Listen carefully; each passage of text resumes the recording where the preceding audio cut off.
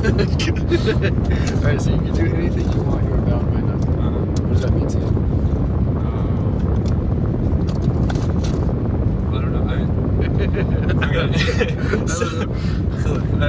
I found the quote like when I was just about to graduate, and I was trying to figure out what I wanted to make my senior quote. We didn't even end up doing senior quotes, but I was like, I want to be ready. So I was like, dang, I'm a favorite quote. Yeah. I don't know.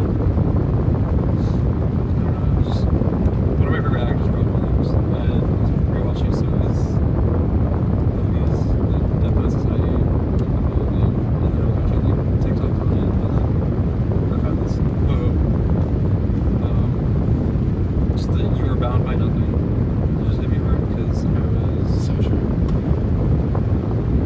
like day in, day out, just all I knew was like go to school and swim practice. I didn't really know much else. Yeah. And I also just didn't get to experience much because my family didn't have money. So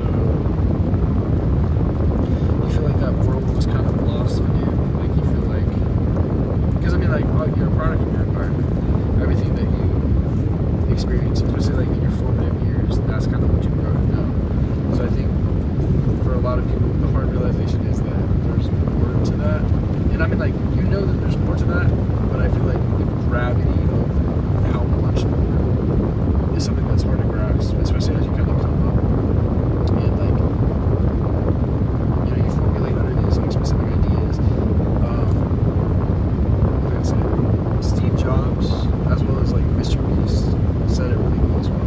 Like Steve Jobs kind of framed it. It is kind of the same quote, but in a slightly different way. He's like, I forget exactly how it goes verbatim, but he's like,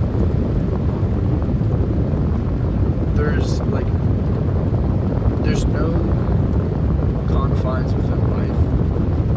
Every aspect of life and everything that we know today, I mean, you know, like nature excluding, but like everything we know that is like built or established or whatever is created by people. And it's created by people who tested the boundaries. Like no matter what set boundaries, and like you said, like you're bound to nothing. Whatever set boundaries were there, or like what were believed to be there, they were willing to test them. They were willing to push against them, or whatever. And in turn, they altered the world in some way. You know what I mean?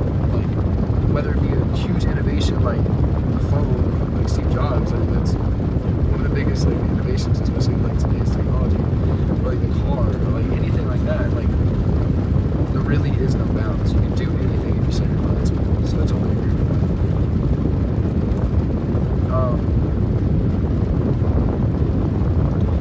As far as like, because you said you didn't really have much like opportunity when you were younger.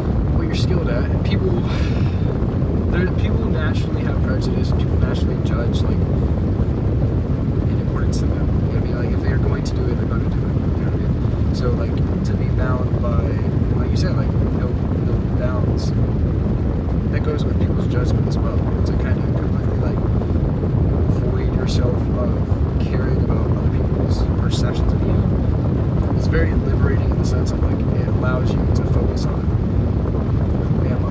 Like it allows you to focus on yourself internally as well as like what you want, where you want to go, what do you want to excel at, and then like diving into the work that entails that, not getting lost in the sauce of like, what does this person think, what does that person think.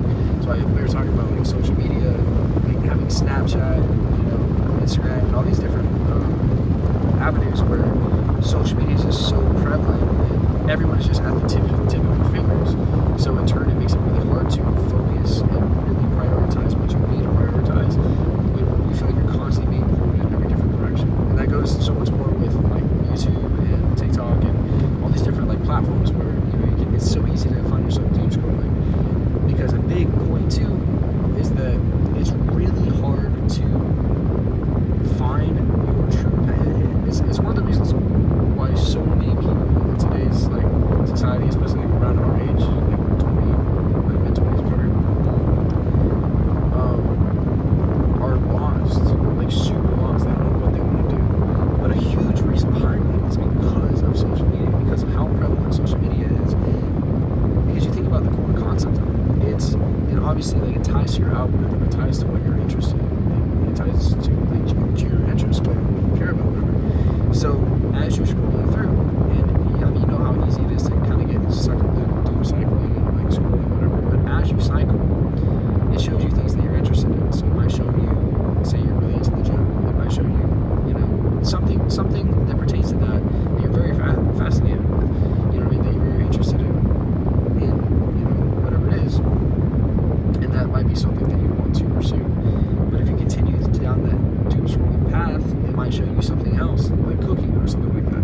Another passion, and then another passion, and then another or like not necessarily passion, but like interest, things that you're interested in that could potentially develop into a passion if you nurture them. The problem is since there's so many different avenues you can go, it's this overwhelming, you know what I mean? This like overwhelming sense of, you know, it's like an onslaught of media, and like though there are things that are, you know, of interest to you that could develop into a passion, you feel like you're mentally delegated in so many different realms that you're never able to prioritize one and focus on one until you kind of step outside of that box and outside of that, like, what is everybody else doing? What is everybody else like going on? And, you know, kind of pick something and feel it out and like really dive into it. And it's, you know, it's very easy to decentralize from that, being lost in the scroll of social media and like the doom scroll. You know what I mean? So I think especially like,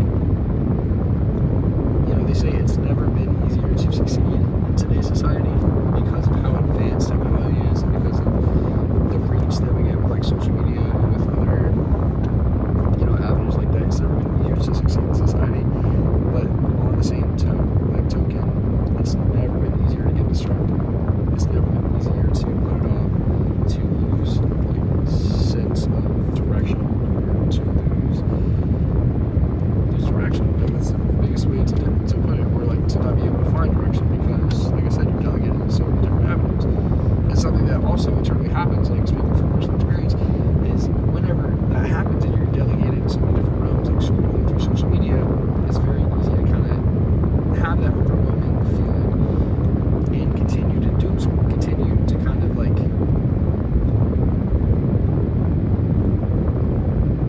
I don't know like the best way to put it, but the kind of I don't want to say give up, but kind of like, I don't know, you know what I mean? You stop looking for the passion, you just start looking at like, fuck it, what is interesting, and that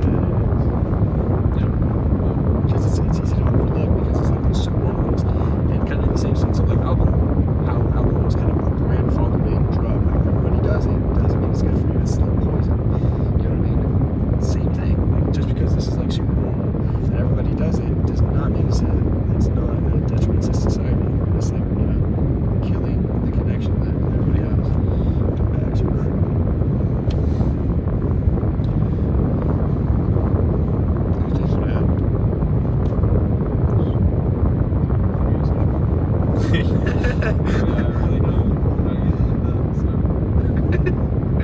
Just completely know my point. I don't really use it anymore, but I definitely used to. I used to like do school shit like that. I used to get lost in the sauce, and I know a lot of people do. You know what I mean? I don't know. It's very easy, so I would kind of get into Social media, I like the chess app. yeah. Like, you know, I'm a little nerd, dude. Like, I play chess. Like, I really just like watch podcasts. I'll watch like Alex Ramosi or like Chris Williamson or like What's Critical. Vice Critical. Yeah. Well, I mean, basically, like every one of his videos kind of is. Okay. But we were definitely getting off topic. All right. I think that's a wrap. Or should we do anything else? This needs to be very. There's no topic. Like, what was the initial? It was We talk about quotes. no boundaries, right? You're bound by nothing. Yeah, I agree. You're bound by nothing. Anything you want to do, You can do anything you want. you can do anything you can aspire. Like, yeah, but like about pushing the boundaries of life. Like there is nothing that's set in stone. No matter what somebody says, no matter what somebody tells you, never let anybody dim your light. You know what I mean? Never let anybody dim your light. It's your fucking light. You know what I mean? If somebody says nothing, like it's not possible, you can't do this, you can't do that, you're just talking to one person. You know what I mean? Like, keep asking. There's 8 billion people. Fucking, they're not the only person. You know what I mean? Go to somebody else. Somebody else will either know or have a sense of direction. Like, they can help you or just bring more positivity to it. You know what I mean? If you find yourself being festered in negativity or like being shut down on what you're trying to do, they say the fastest way to kill a big idea is to introduce it to a small one. I think that's super true. Because if you come with a big idea, grand, like a grand idea. I think there was you ever heard of the School of Hard Knocks? Yeah. So they said it. Yeah, he was speaking. I don't know if he was speaking to Andrew Walsh or somebody else, but he mentioned it in one of his episodes. But I think it's so true. Like the biggest way to kill a big idea is to introduce it to a small one. Because people are limited on their worldview. So if you have someone with it, especially, it's hard whenever you care about their opinion or you value their opinion heavily, to kind of approach it from that manner. Which is why, social media aside, as far as like valuing people's perspectives, but even in your inner circle, kind of putting yourself forefront as far as like your ideas and whatever you have going for you mentally and aspirations, putting those forefront to anyone, not letting anybody rain on your parade, you know what I mean, in a sense. I mean, if it's constructive criticism and it's like, I see where you're going, have you considered this, that's different, that's constructive. But if it's just like, this isn't possible, you can't do it, you know what I mean, that's just negative talk. You can't do anything. But there's a will, there's a way. It doesn't matter what the fuck it is. Like, genuinely, like there's a way to do it. Just think outside of the box. It doesn't matter what it is, there's a way to do it. You know what I mean? So like placing your aspirations and your goals prior to anybody else's perspective. And then navigating that way. If you bring it somewhere and it's shut down, it's like, alright, bring it somewhere else. Like don't just accept their sense of reality on it. Know where you stand, like, okay, yeah, that's it. That's all you gotta say, you know what I mean? There's no sense in justifying or trying to convince somebody else of your vision, because it's your vision. It's nobody, God gave you that vision for a reason. You're gonna give anybody else that vision because it's for you. You know what I mean? You can't really expect other people to grasp your vision, especially. I think, like, especially as like social media was coming about, like it's much more established now, but like 5 years ago or so, like trying to tell people about the ability to make a viable like means of income through social media, it just sounded outlandish. You know what I mean? Like to a lot of people, like to the older generation especially, it just sounded like blasphemous. So I'm not gonna do God work. You know what I mean?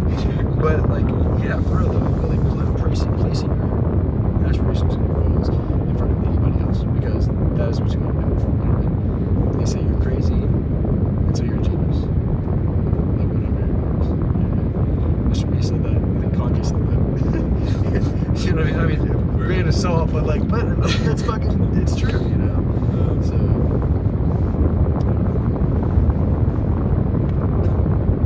You have anything else? Yeah, don't use social media, man. It's a big discussion. I think your phone is such a great tool for like making money, making content, making whatever you want to make, but it is so easy to get distracted. If you're gonna use social media, use it to create, not to consume. But you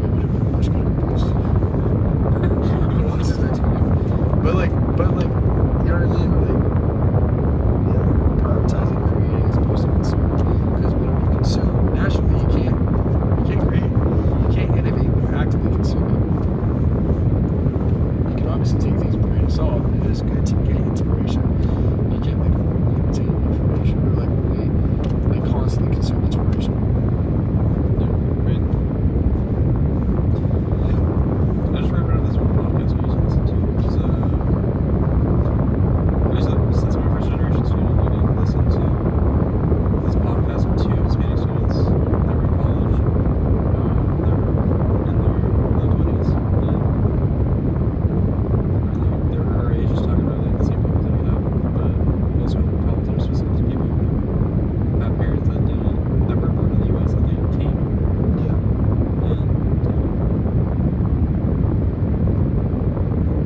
I think it's really cool to talk about. I think it's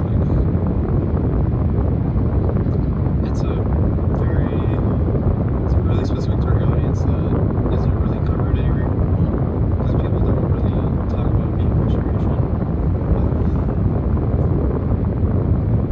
You know, it's hard. I mean, they pretty much started to that, but no one really talks about the day-to-day of a first generation student, maybe in high school, how they have to fight to have the same chance as someone who was born with it all in the U.S. already with parents. Kind of in the system. Born into a nuclear family with middle class income. Yeah. Because they also